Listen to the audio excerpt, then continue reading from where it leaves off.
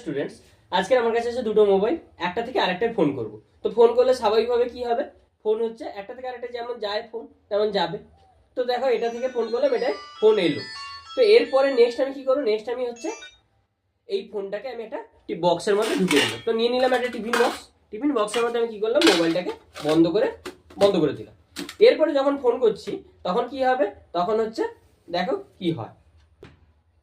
দেখো সিগন্যাল খোঁজার চেষ্টা করছে, ক্রমাগত শব্দ হচ্ছে। এরপরে দেখো কি হয়,